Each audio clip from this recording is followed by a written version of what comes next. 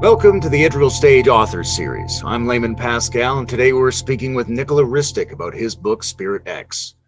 I would describe this book as a poetic, invocational, and friendly compendium of spiritual methods skewed toward a planetary digital epoch, structured by an integral spirit of unfolding inclusivity and featuring a large variety of pointing out instructions and appreciative contemplations. Hi, Nikola. Hello, that was a nice introduction. Thank you. Yeah. Why don't you tell us where people can buy the book, and also who's the ideal reader? Who do you picture when you write? Yeah. So the book is available on Amazon and a bunch of other distributors, Barnes and Noble, and it will be available in some independent bookstores. I'm working on it. I just published it a few weeks ago, so it's a work in progress. The ideal reader is somebody who is genuinely interested in spirituality in an experiential way, spiritual way, rather than intellectual or religious. And somebody who acknowledges the necessity of that kind of work. The engine that was driven me behind all of this while I was writing a book, which took me about a year and a half, I just realized that psycho-spiritual work in an integral fashion is becoming an evolutionary, personal, cultural necessity. And that was even before Corona. I came to a conclusion that we enter a very strange age. I call it age of transformation, is wide, but whatever. So in our individual and collective lives, there is kind of simultaneously happening lots of good stuff, lots of bad stuff. So we need kind of a deeper and more wise and loving and more educated vantage point within us to handle all of that creatively, not to mention just to get by, in that overwhelming world. So ideal reader is somebody who is ready to deepen his or her perspective and who acknowledges that spirit is important. My formula when I started writing the book was Spirit X is spirit acknowledged, spirit accelerated, and spirit embodied. So spirit acknowledged, we need to acknowledge that there is a room for spiritual practices on various maps and structures. So after religion and after secular age, it's time for genuine return, gentle, elegant of spirit. Spirit accelerated. So for a lot of practitioners, the process of spiritual growth and unfolding is actually very long and very confusing. So we need good facilitators and good practitioners there to do it well, yet faster, because the global situation calls for that. And spirit embodied means that you embody and you share with the world your spiritual frequency. So you walk your talk. So there is a unity between spiritual practice and your life. So we need more people who embody their frequency and actually offer that to the world, rather than going back to some ascetic pattern when you are in the cave for 20 years and then you kind of show up. But then how do you integrate all of that? And in 20 years, the world really changed for better and for worse simultaneously. So that was the vision behind Spirit X, but the idea was very basic. So I've been working as a spiritual teacher for a while, and I noticed that there's a lot of people who are genuinely interested in spirituality. I also noticed that a lot of that happens via digital or some holistic manners. And also noticed that it's incredible what we have available in the global culture. I also noticed that we are facing some major challenges that we need a deeper spiritual perspective to deal with. Yeah, we're in a very interesting situation where we have all these motivating pressures, we have all these new tools, and we also have enormous access to the wisdom teachings of all the different cultures that have come before us. It's very lucky and also very dangerous kind of situation. Right. I'm curious to know, how do you think of these words, spirit and spirituality? What sort of definitions do you give them? Yeah, it's definitely a transegoic perspective, and I emphasize that through book on and on. So I think the beginning point of spiritual process is actually for adults, not for children, because I touch to children too, and it's very different. But for grown-ups, is that actually they have a genuine desire to end this egoic loop of thinking, ups and downs, aversions and desires, likes and dislikes, whatever. There is an inherent suffering to it. So the starting point is that actually there is a desire to transcend the ego, to connect with the soul, to realize one's true self, and actually to live from that place and to contribute to that place, because we need contributors in the time of global crisis. And Spirit X is an invitation to get inspired in front of the challenge and to get in touch with our potential, which we all know is vast and huge, is amazing in many areas, and to kind of put it forward and to share with others, to connect on that level and stuff like that. How do you think about the relationship between attachment and non-attachment? Because there's a beautiful wisdom of non-attachment that seems to be at the heart of many spiritual approaches. At the same time, it's our attachments that enable us to care in the world. So how do those work together? Yeah, I would say there are good attachments and there are bad attachments. There are good habits and there are bad habits. The final goal of spiritual unfolding is to kind of act spontaneously in a non-attached way. Tao Te Ching, in ancient Taoism, they got it done well. I'm aware that in this age and time, that kind of realization is very rare. So we need to be careful and realistic there. With Spirit X, I really tried to write a realistic book to kind of communicate awakening and enlightenment to vast audience, and to create some practices and structures that are realistic for wider audience rather than only few can succeed.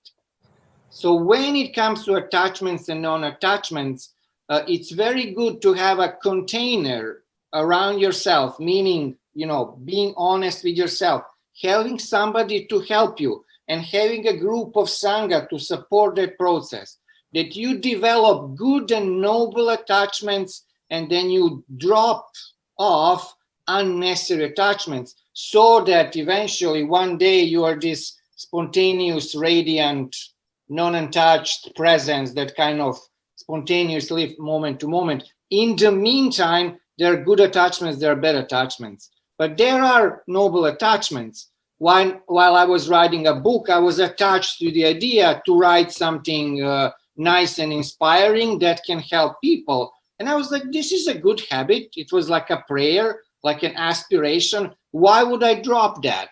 But I may have some bad attachments that my wife noticed, or my students, or my teacher, and they say, Nikola, I'm not sure that is serving you. Why don't you drop that habit or transform that habit?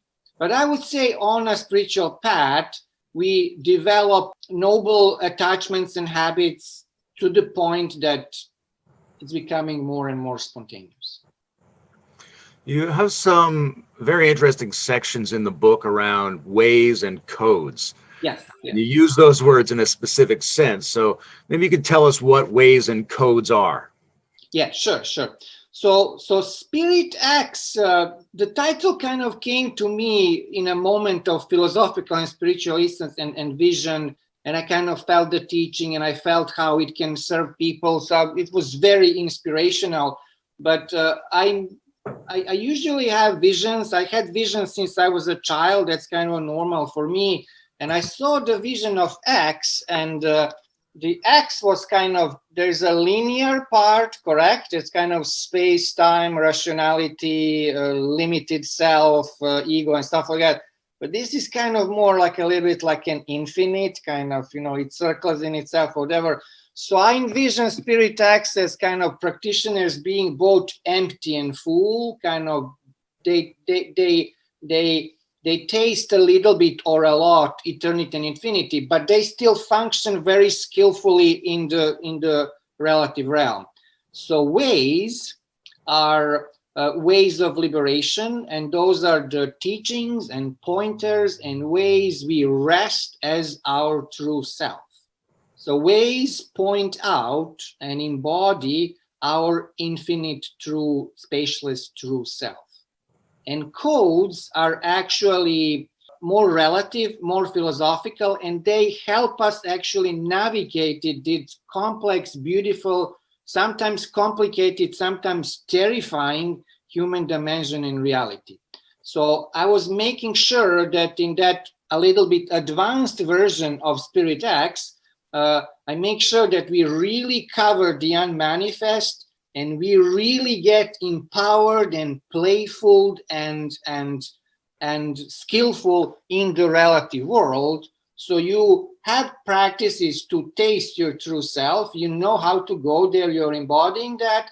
And then in the realms of relationship, sex, work, podcasting, holistic visions and stuff like that, you use those various codes actually to navigate relative reality from a deeper and more playful place. I appreciated the playfulness of it, because there are some very familiar archetypes, men and women and child, but there's also, the 60s code and the Madonna code, and a lot of entertaining elements to that. Yeah. I'm curious what you think from a point of view of overall spiritual development, whether it's more important to work on exploring codes that you're unfamiliar with, or that complement and rebalance you, or that maybe you're resistant to, or is it more important to work on really deepening and getting into the codes that are typical of you? Good question. Thank you. Yeah. So what I was trying to accomplish with Spirit X was to honor the best from Eastern traditions and West traditions, and also North and South and all of that. And that when we are dealing with spiritual issues nowadays, there are two major streams. There's this ultimate freedom coming from Eastern traditions, and they're really the best there. There's nothing better than Hinduism, Buddhism for the ultimate realm and ultimate liberation and stuff like that. However, for those relative realities, individual freedom is very important, and individual realm is very important. So the way I suggest people work is a kind of mindful, honest, and with integrity. So I define mindfulness as being present to and being alert to what is the task at hand. A task at hand can be that you need to change the diapers. The task at hand can be that you need to have a very clear worldview on the global pandemic. Or the task at hand can be that you need to deal with some personal shit. So whatever presents to us during the process of spiritual growth and unfolding, we give it attention, and we use those codes and ways in a playful way. And what I was trying to accomplish actually with codes and ways, to honor individual preference as a way to the universal ocean. So a little bit like a buffet. I wanted really to, not to smash individual freedom, like they sometimes do in Zen or whatever. We all do this, we all do koan study, we all meditate, we all hit each other with stick and stuff like that, and we all have an awakening. In the West, some individual preferences has to be honored. And the way I work with students and clients is it's very different. It's very unique for every individual. Even in groups, you can kind of play with that. So the way I suggest people play with codes, they follow their noble preferences. And if they need to do some dirty work, they use some codes and ways that are helpful for that situation.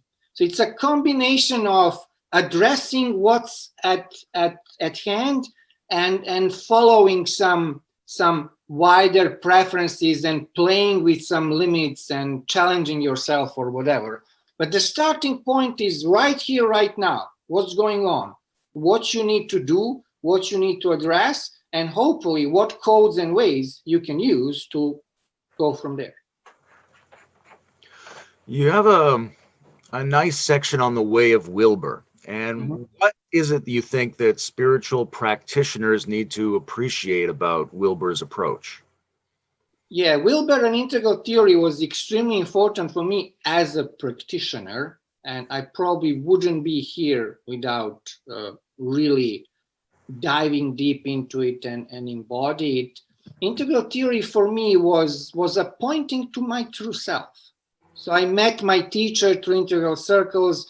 I met people to help me with the book through integral circles and stuff like that. So practically, theoretically, and spiritually, it was important for me. I would say the biggest Wilber's discovery in spirituality is, and that's huge, that there are basically two vectors of spiritual growth and unfolding. There is spirit and there is mind. There are states of consciousness and there are stages of consciousness.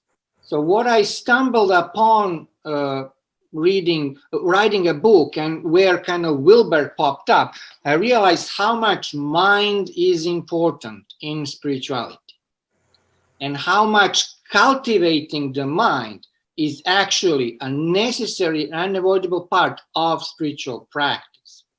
I also think that every successful spirituality has to have, in this modern, postmodern, integral, holistic, however you want to call it, times, global times, digital times, whatever, has to have an integral touch.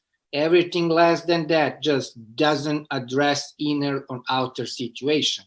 So that's where I use Wilber as almost an archetype of a philosopher sage that can help us in those two vectors.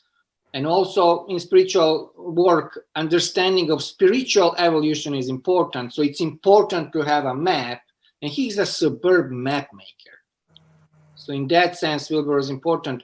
But those two vectors, states of consciousness, or I call it very simple, spirit and mind, that's a huge discovery. And I myself did that. And when I work with students in class in that fashion, and when we add body, and when we add multi-dimensional engagements with the world, nature, culture, race, whatever, magic starts happening. So Wilber is an amazing integral philosopher. And I think that every spiritual system nowadays have to be at least integrally, holistically, metamodern, systemically, paradigmatic, whatever, informed. And that's where Wilber, for me, was important, and I wanted to share that in the book. How has your own interpretation of states changed over the course of your life? How has that evolved? That's a great story, yeah. So, okay, so I grew up in communist Yugoslavia.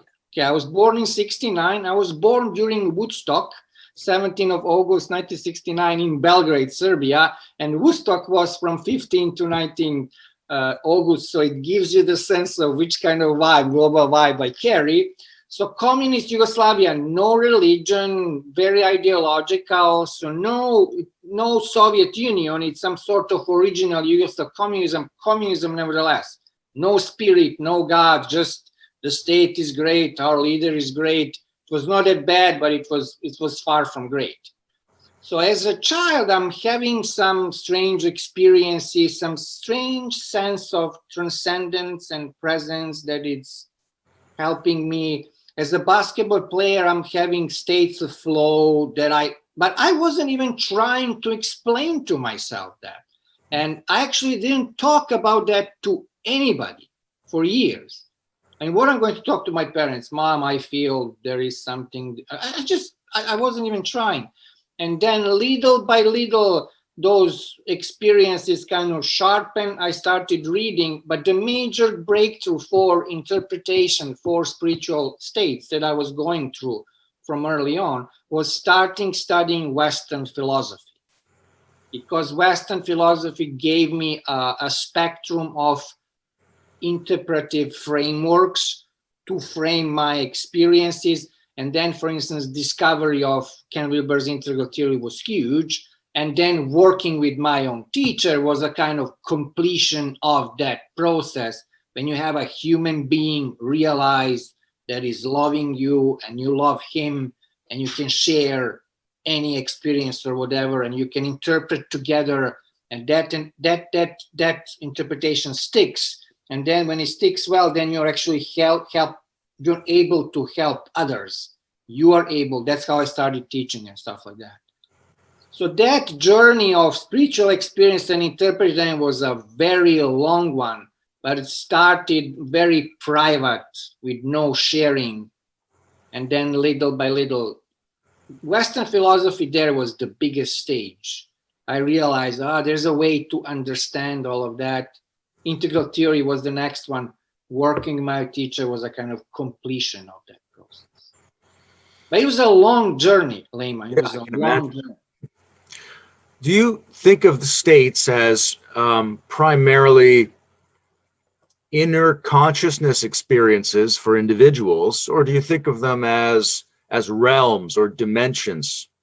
They're both. They're both. So every state of consciousness has a corresponding realm of being. And Dustin DiPerma developed that. So he added a kind of third vector to Wilbur Combs' lattice, and it's actually about states of consciousness. So that was a big for me and for Spirit X. But there are those states of consciousness which is waking, dreaming, deep dreamless sleep. For a lot of people, that's a little bit too abstract, especially the vast majority of people. When we fall asleep, there is no wakefulness, and it takes quite a training and luck and good karma to bring wakefulness into dreaming, lucid dreaming, or in deep dreamless sleep. But I would say the best way to approach states of consciousness is through the waking state. So in the waking state, meaning while we are living, reading, doing podcasts, making love, having depression, anxiety, whatever, there are high states and there are low states. And I would say that each state has a corresponding space, if you wish. So if you're depressed, you're not going to have a good day. And you're going to see that day or even life through the lens of the depression.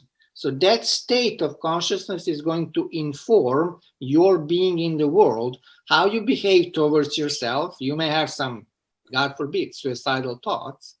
How you behave towards others, who knows what is there, and how you see the world. Or you can have a highly ecstatic experience of union with Jesus. And it's ecstatic and whatever, and that will inform how you feel about yourself, how you feel about the world, and how you treat others and the world. And then behind those states of consciousness is ever-present true self that's kind of witnessing all of that and looking at that. But yes, you're right. Every state of consciousness, not only waking, dreaming, and deep sleep, but even states of consciousness, so let's say being in the flow, produces the realm of being. And my desire with Spirit X was to show people, readers and practitioners, how rich reality is and how many those world spaces there is there, and how playfully and skillfully we can embody that and enrich our life in a true way, spiritual way, not necessarily in a materialistic way. So, when I feel that I can do all of that, I feel really post-materialistically rich and calm. And then I want to communicate that and share that to other people. So in that respect, mastering those states is extremely important. Yeah, it's a very beautiful thing when all those parts come close and harmonize, and it does seem to intrinsically want to overflow. Yes. To be shared, to be communicated. And the beautiful thing about spiritual insight or realization, the moment you have it, you're like, how can I make other people experience the same? When you like a song, you share it with your friends and on Facebook, correct? Hey guys, listen to this song. But states of consciousness is like that too. It's like, wow, buddy, if you can just feel what I felt or realize what I realized. So realization and expression are the same thing. How beautiful is Santa Cruz? Oh, it's unbelievable gorgeous. Yeah, it's a kind of hidden gem. And I stated that in the introduction.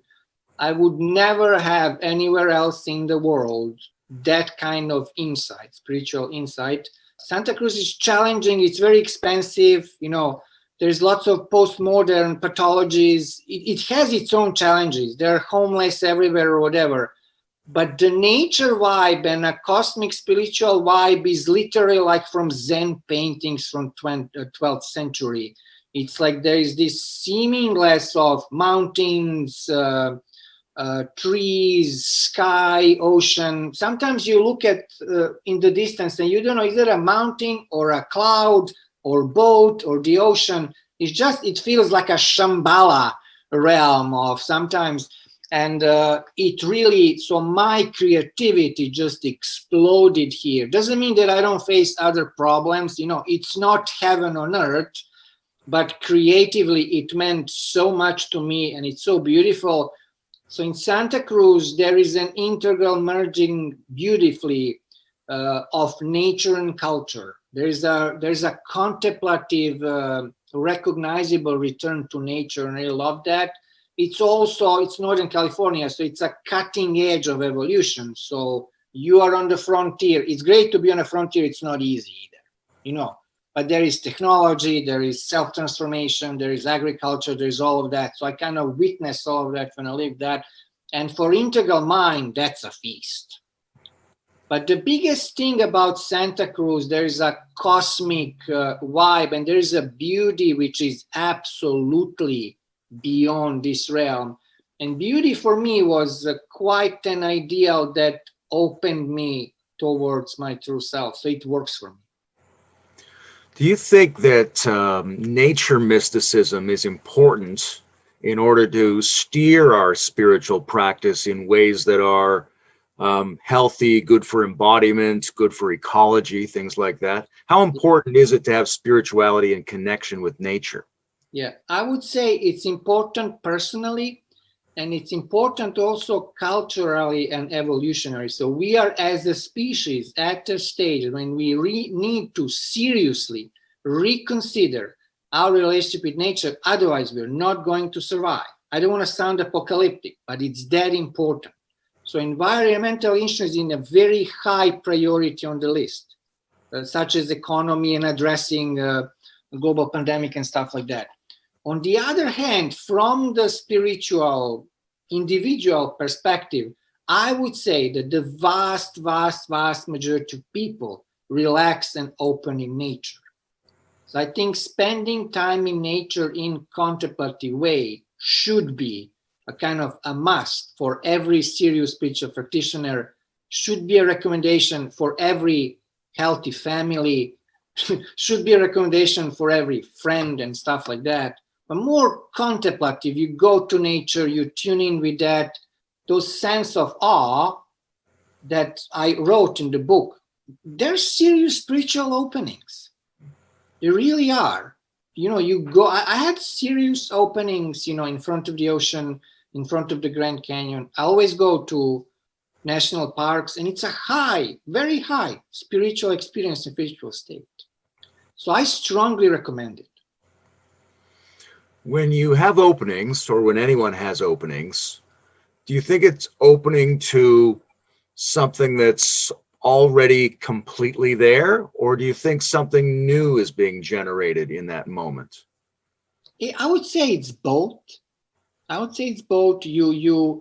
So in order to have a spiritual experience, there has to be something on the inside that enacts that experience. There's a Zen story. There are two people staring at the moon, and one person is, look at this, the moon.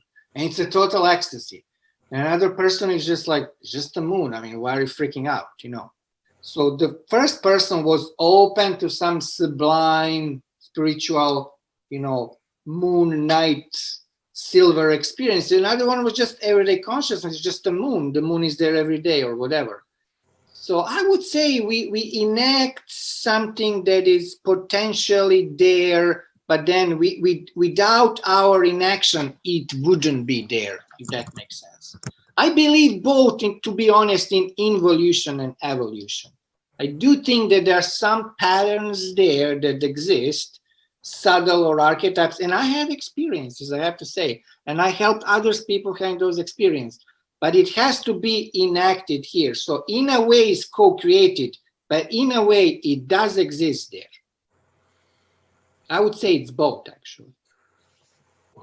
What do you see any or feel any differences in the spiritual needs and the spiritual mindset between North America, where you live now, and Eastern Europe, where you grew up? Oh, absolutely, absolutely. There's individual typologies, spiritual typologies, and there are collective typologies too. So where I come from, so I grew up in former Yugoslavia, but it's Serbia now because Yugoslavia collapsed. So historically, geographically, and spiritually, they define Serbia as east to the west and west to the east.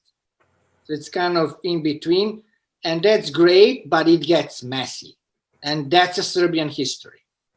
But Serbs are a little bit, they're not irrational, but they are less rational than Western Europeans and Americans, but they have a stronger intuition. So when I go to Serbia, it's messy, but when I make a spiritual point, they get it. It's kind of, intuition is open. In the United States, this Protestant ethic and mindset can be very thick to cut through. So sometimes in the US, I need to dance around that rational layer so I can reach the heart. And that rational layer in, I don't know about Western Europe, but with Americans can be very strong. With Americans, there's a beautiful heart there. There's no question about it, and I really appreciate it. But, you know, as a teacher, I need to cut through, dance through that. There's this, you know, capitalism is the best. You need to work, you know, money is important. Stuff are important. More stuff I collect, the better, you know, all of that. You need to kind of cut through that. And Serbia, it's a mess and whatever, but spiritual intuition is right there.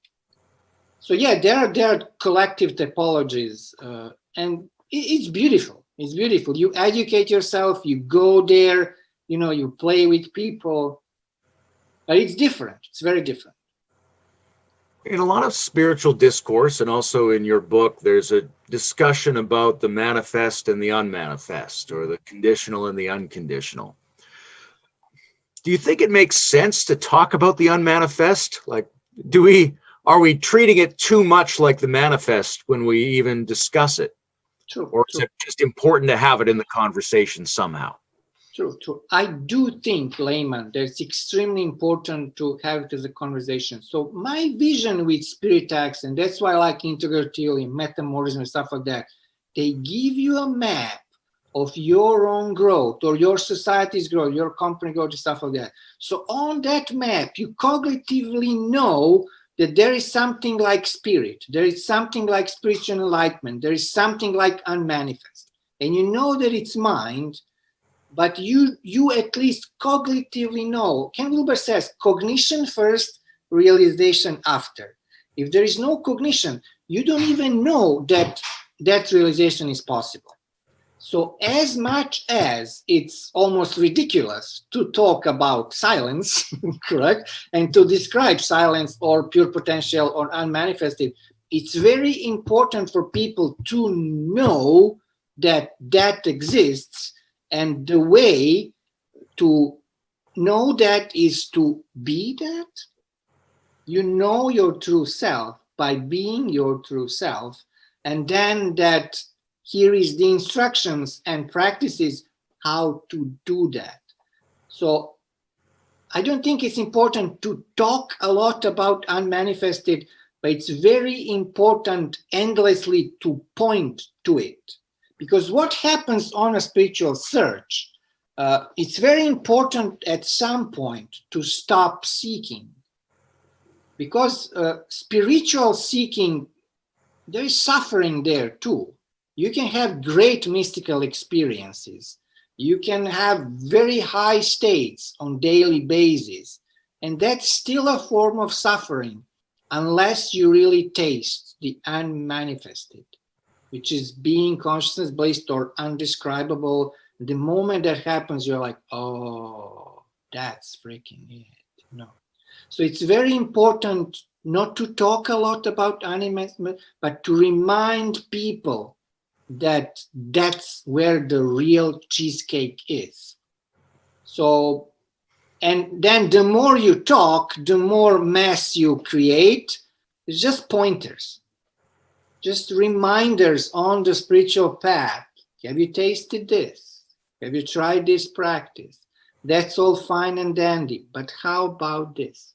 So, but that's where the cheesecake is, and that's my desire for people. And I tried not to talk a lot about in the book, but kind of remind, hey guys, this is where the real deal is.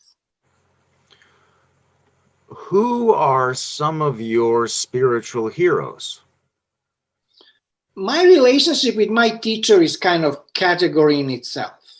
So that's such a blessing and lucky circles in my life, that you find a teacher that you resonate with, that it's not manipulative and abusive and all of that, that there is some deeper trust. So my own teacher, Mokshananda, that's category in itself. As it comes to authors, definitely Ken Wilber and Aurobindo, Sri Aurobindo. So those are two my big integral philosopher, sage, heroes, map makers, and I would, without two of them, I would be lost. When I have some crazy spiritual experiences, which you have on the path, I usually, it's who you're gonna call when shit hits the fan. And who I'm gonna call is my teacher. It's like, there is this Kundalini, I can't control it. It's not good, please help. I go back to Wilber, I go back to Sri Aurobindo, and I read Adida, who was crazy and maybe untrustworthy, but he was a realizer. So that's my kind of when shit hits the fan. When I was a practitioner, I was very inspired by this neo-advaita satsang kind of crowd. So my own teacher was asked to teach by Adyashanti. So I like Adyashanti, Gangaji, Rupert Spira, Muji, Francis Lucille. I wouldn't say they're my heroes, but I appreciate them and they influence the way I live and teach and I'm in the world.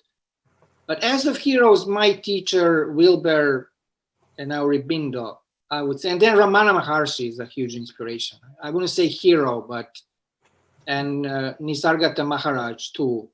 Just the way that Advaita Vedanta, the way they talk about enlightenment is unparalleled. So when I stumble upon the sentence in Ramana Maharshi, if you want to know your true self, you have to be your true self. I mean, that's it. It's not out there, it's the seer. And I was like, whoa. And then when people talk about Buddha consciousness, Christ consciousness, you think of Buddha, you think that you need to see Buddha there. It's not there. So those are my heroes. Yeah. And I go back to them again and again and again.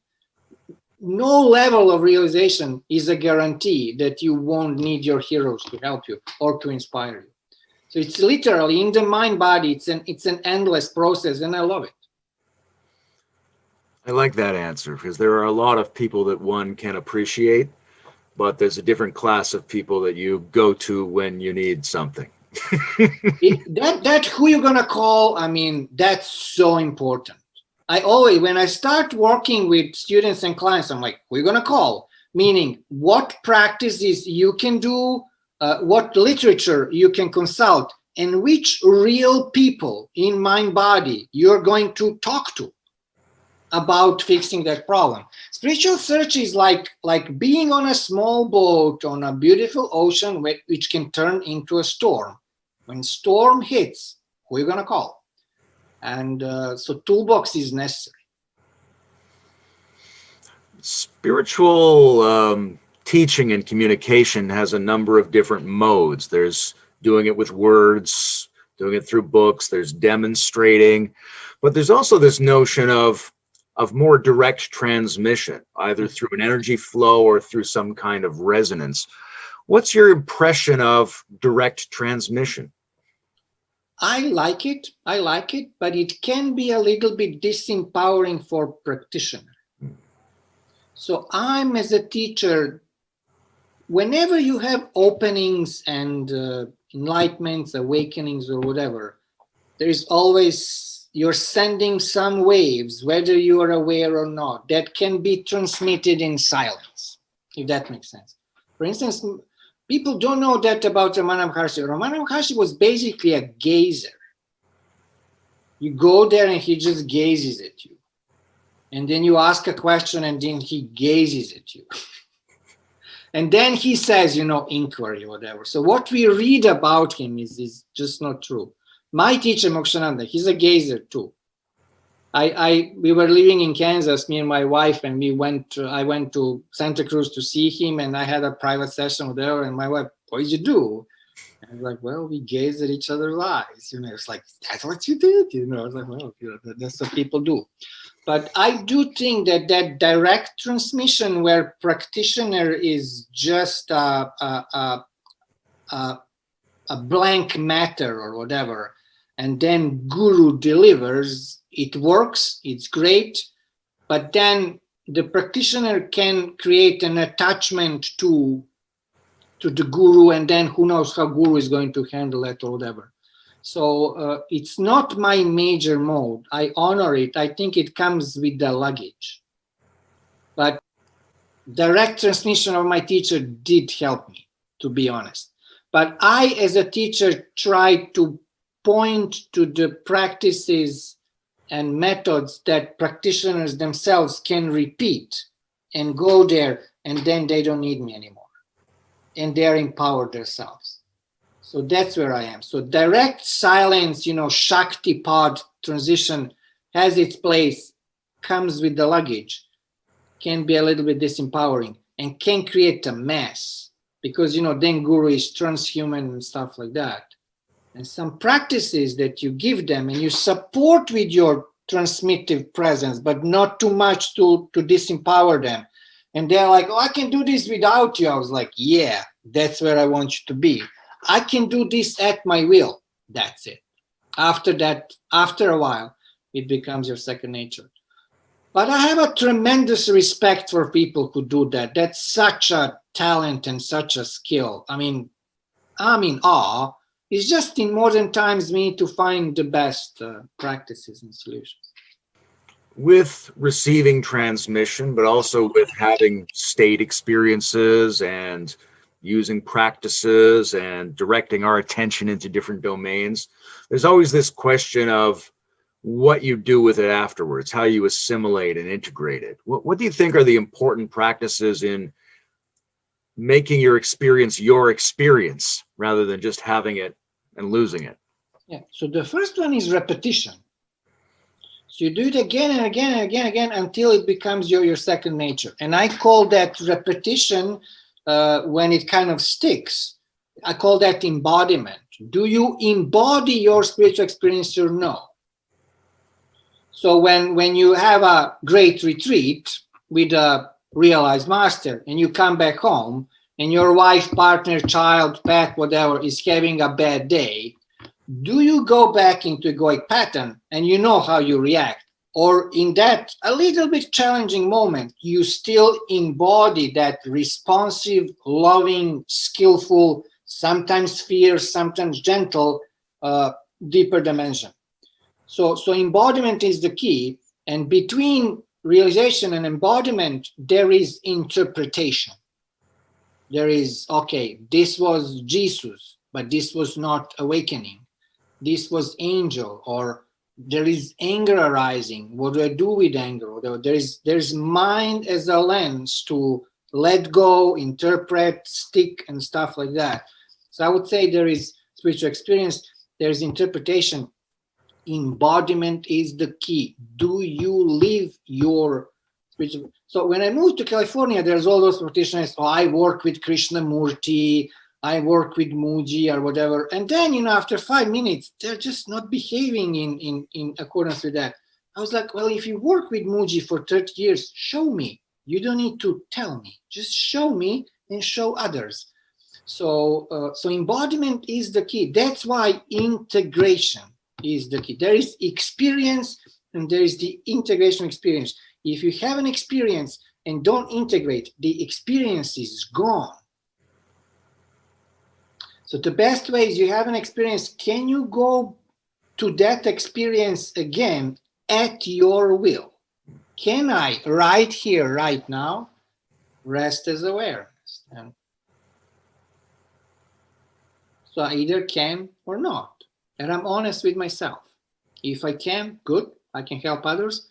If I cannot, I'll ask my teacher and I will read Wilber and Aurobindo to help me get there.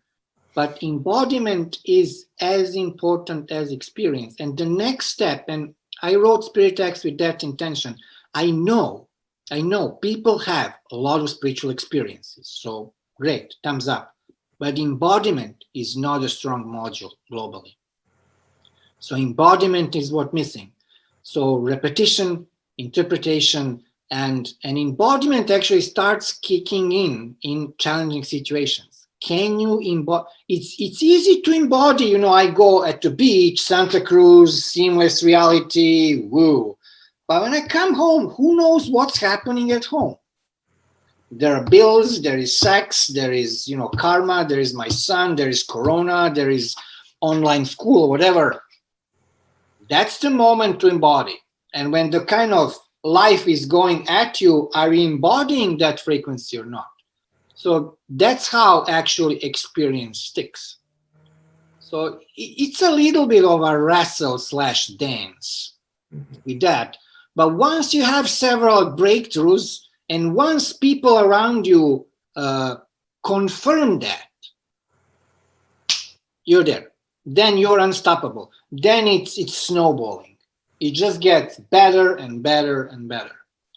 And Layman and everybody else, it's not that difficult.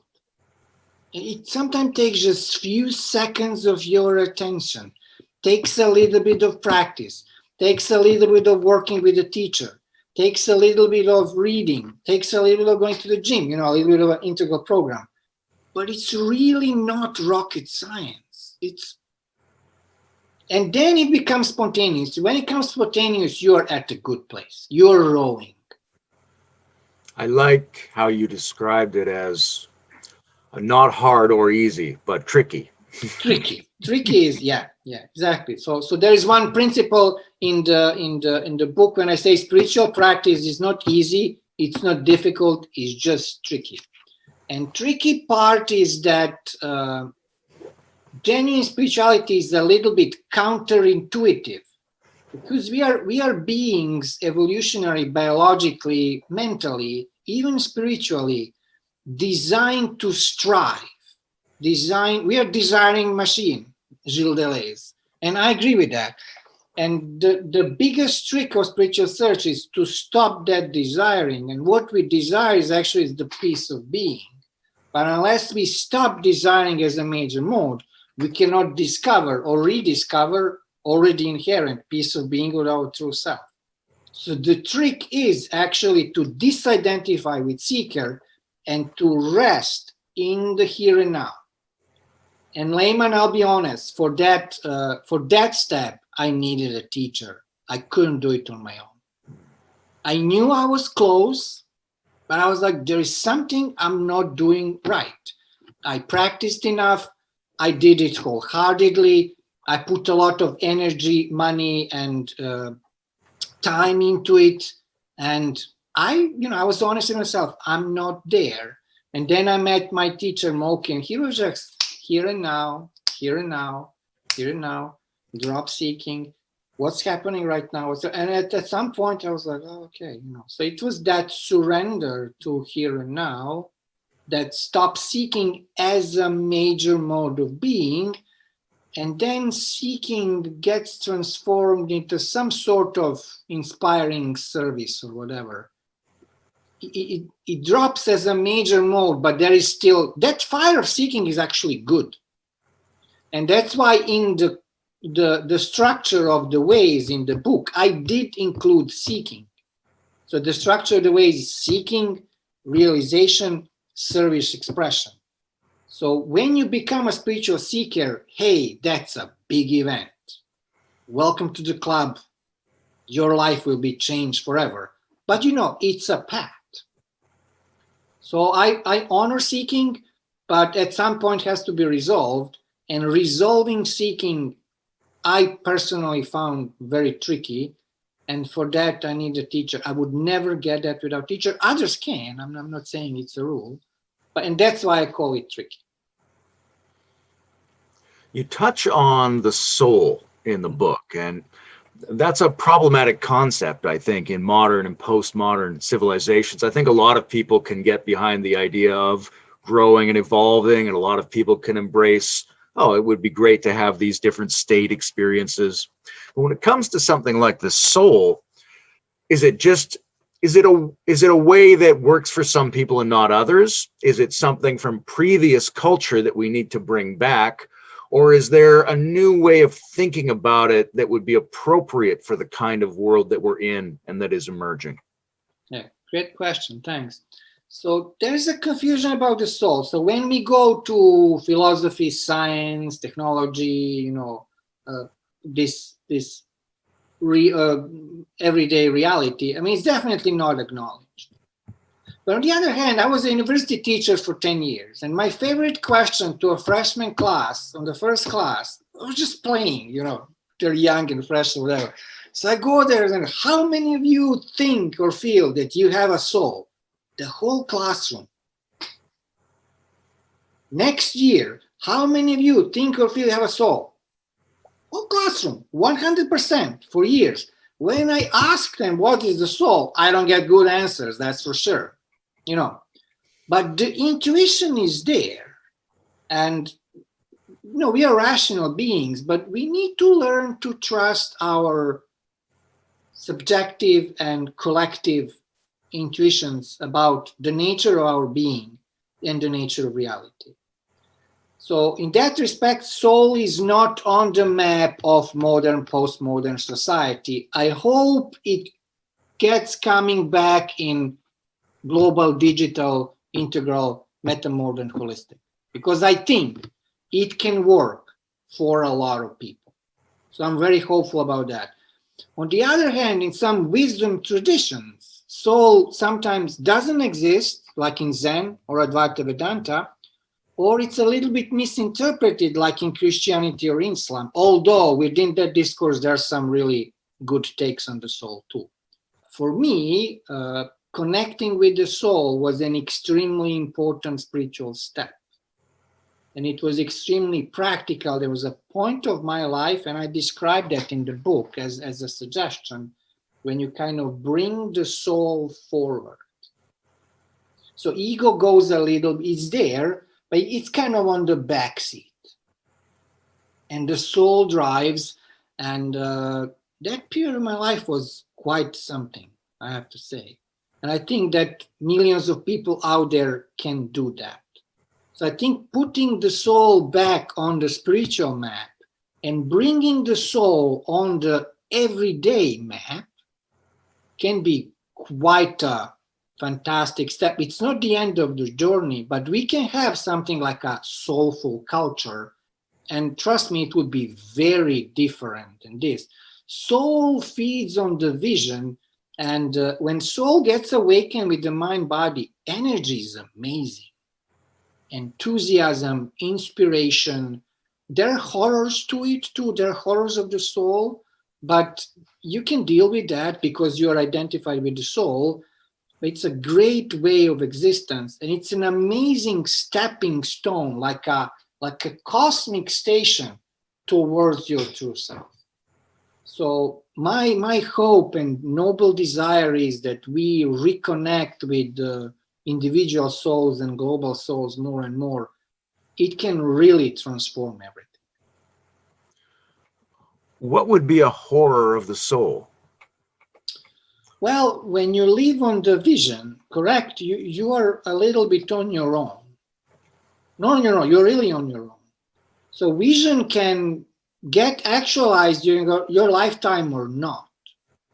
So when you're, from time to time, you're facing the abyss, like really abyss of existence. And it's like, but it's not a good void, it's like kind of abyss. And there's a lot of madness to it. So sometimes, those mad genius, if that makes sense, so that's what they go through. There was that Marconi who invented radio, Italian, but he was locked in the madhouse, and then Beethoven, Wagner. There's lots of those, Hemingway or whatever. But there was soul there. But when the horror kicks in, if you don't have a toolbox with who you're gonna call, you are really in trouble.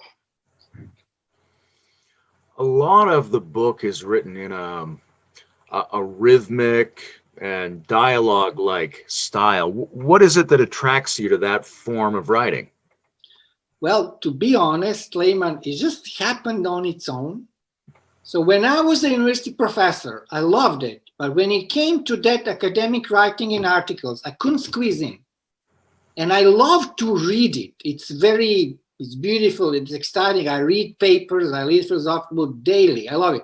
But I couldn't write it. I was like, what the heck is this now? And then, I left academia, I became a full-time spiritual teacher, whatever.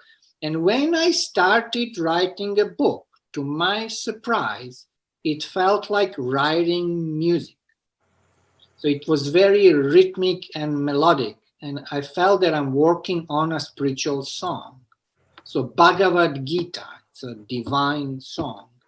And some of the sutras in Buddhism are very song-like.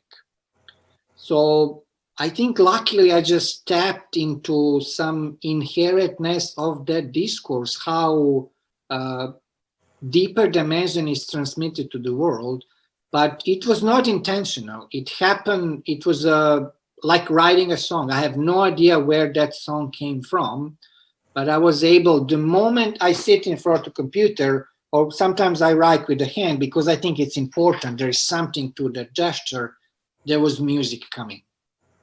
And I was able to express in the book. So writing Spirit X was a very musical experience. And I'm hoping that readers pick up it as an inspiring music. So it was really enjoyable. It's a beautiful state of consciousness, state of being. And now that I'm promoting a book and don't write on a certain level, I really miss it. I was like, I want to finish promoting this book. I want to write another one. It's really beautiful. And I wish everybody tap into that level of creative desire to share and to musical rhythmic. I wanted to put it elegantly. You have a section that I appreciated very much on working with negativity. And very often our groundedness and our ability to assimilate things depends on whether or not we can harness the energy of negativity, which many people on the spiritual path have a tendency to sort of reject, and they want to affirm very positive, very idealistic versions of themselves. So I appreciated that very much. And in talking with you, I'm curious how you see that playing into the shift away from having seeking be our major mode, right? Is there a sense of something that we intrinsically reject that we have to accept, something that feels negative that drives our seeking, that we have to welcome that negativity in order to undermine the dominance of that seeking? That's a great question. Yeah. So negativity can be productive and can be really destructive. So this challenging productive activity, which is a negativity, which is a part of evolutionary being and evolutionary higher patterns, we want to learn to play with them, to honor with them, but not to go downward spiral. But unnecessary destructive negativity we want to release. So it's kind of inhuman. I'm not here to say that life is easy, because it's not. Individual dimension and collective dimension has horrible dark corners, and being born in human condition means that you experience those dark corners. I'm a father, my son is 13, and he's entering the world now, and I'm like, shit, what's he going to experience? There's going to be ladies, there's going to be work, there is corona, and I'm like, what can I do? And there's not much I can do. I know that he's going to experience some difficult stuff, But I know that it's also how we interpret that negativity that either sticks or kind of lets go.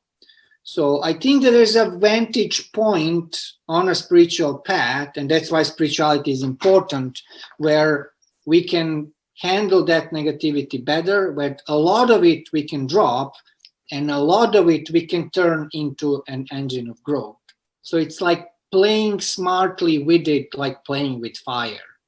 I'm not here to say there is no negativity in human condition, because there is. But just what you do with it, there's a way to release unnecessary of it, and there's a way to turn into an engine. So global negativity is that we have this pandemic, what are we going to do?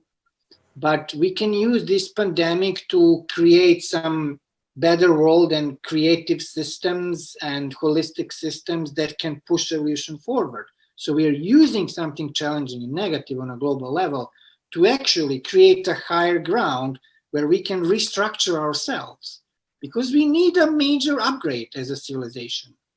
And evolution does function that, individually and collectively. Negativity is sometimes, there's a moment in spiritual evolution just say, I can't take this anymore. But when I hear that from students and clients, I was like, good. Yeah, let's turn that into a positive engine. That means that you hit certain ceiling, that you're tired of certain modes of existence, of certain problems, and they can be resolved only on the next level. And then I say, okay, let's go to the next level. And the problem, that negativity is going to look very different. The funny thing is that globally, we are at that stage, and it's very negative. But I believe if we all show up, that we can reach a higher ground, a second tier dimension where all of those problems are going to be addressed. We cannot address a lot of problems with this level of global consciousness. We can, economy, environment. We need to grow and then to address them from there. And when I wrote Spirit X, I really wanted this book to contribute to that. It was one of the major intentions and prayers. I hope we just go on the higher ground. And then economy, environment, racism, it's very different and easier to deal with. So when you look at the whole global stage and the situation of the whole planetary civilization, what's your feeling about, the major obstacles that are holding our back? What's thwarting that upgrade at the moment? Spiritual is ego identification. There's no question about it. We're so wrapped up individually and collectively in egos that we're like a giraffe hitting a ceiling.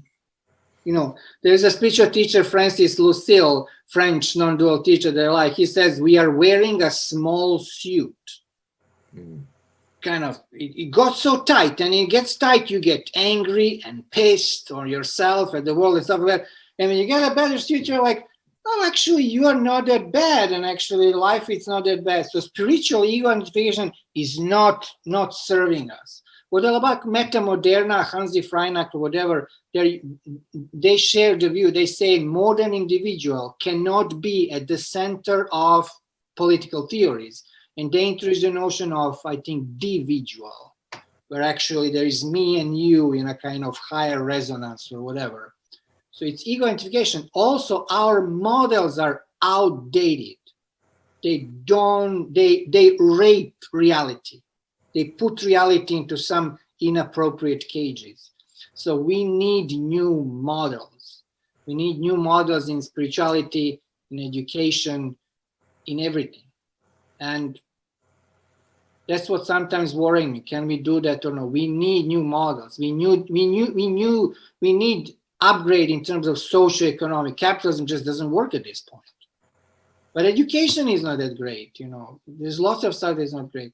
So we need spiritually, individual and collectively, to transcend ego.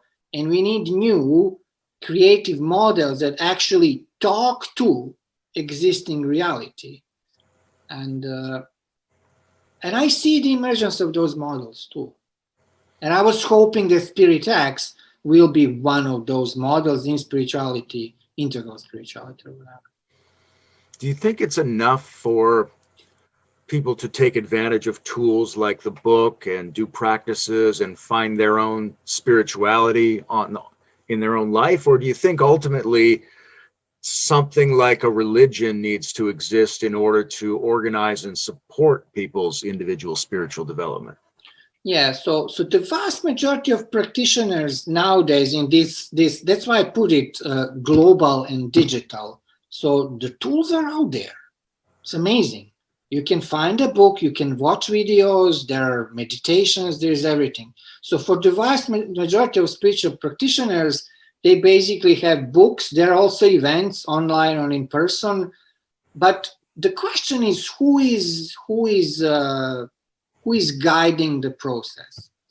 And the trap there and the tricks there is that often it's ego that is guiding the process. And there's a limit to it. You kind of feel better, whatever, and then you get stuck. So to get unstuck is to activate the Buddhist wisdom and the Buddhist container. They talk about three jewels or three refuges. There is Buddha, there is Dharma, and there is Sangha. So I propose in the book, if you really want to create a container for a real transegoic growth that will connect you with your soul and eventually reveal to yourself ever-present true self, which is the final goal of spiritual seeking, the best way to organize your spiritual life is to have a Buddha, meaning that you're trying on your own to recognize pure consciousness, which is not easy on your own. And for that, you need a teacher, facilitator, or a mentor to help you. It's faster. It's not easy on your own. It's important to have a Sangha, like-minded practitioners who are helping you throughout the process. Sangha is so important. Whatever you are doing, you need to have like-minded people to share that space, to support each other, and to grow together. Finally, you need to have a Dharma, which is teaching.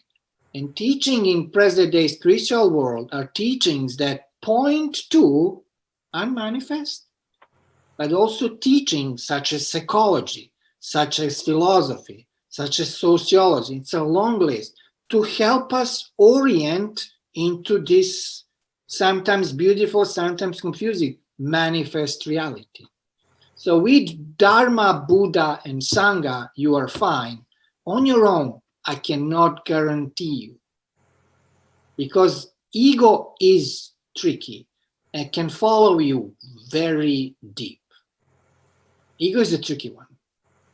And you think that you're doing some genuine search, and it's actually just ego, seeking pleasure, avoiding conflict, and wanting to be right all the time.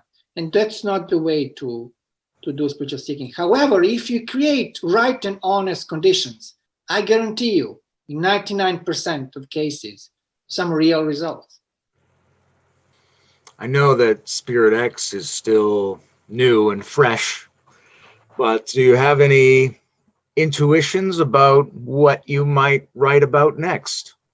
Yeah, so what I started with Spirit X is I wanted to create a spiritual system that is open to evolving and open to the individual and collective challenges in the world of form. So if we have a global pandemic, that's going to inform my next book. So what I wanted to offer in this first book is two levels. There is Spirit X 1.0 and there is Spirit X 2.0. So codes and ways are 2.0, and 1.0 is more like a integral holistic kind of buffet of practices and teaching with an emphasis on experiential rather than on narrative. So rather than talking about Buddha and his enlightenment and his meeting life, I say the biggest legacy of Buddhism meditation, try it with me. And then let's learn later about Buddha or whatever. So with Spirit X, I was really trying to be very experiential and pragmatic. But nevertheless, there is Spirit N 1.0, 2.0. So in the next book, I would like to create Spirit X 3.0. At this point, it looks like it's going to be about attention, I want to create some outcome on economy that it's connected with spiritual enlightenment, and that brings forth a lot of post-materialist values. I think that global consciousness is stuck in varying forms of materialism. And in the next version of Spirit X, I want to dismantle that, help people dismantle that. So that's next. And then next, Spirit X 4.0 is more very fast kind of alchemical process of turning ego into true self, turning everything into the gold of spirit, so to speak. But we will see. I wrote this book. I do want to hear the feedback. I do want other people to jump in. I do want this to be open-ended, and I do want this to respond to individual and global challenges.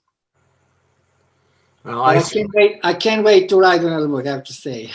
I found a lot of really rich and wonderful things in the book. And so I appreciate you having written it. And thank you very much for being here today. I thought it was a lovely discussion. Yeah, thank you very much. And I hope we continue one way or another. Thank you.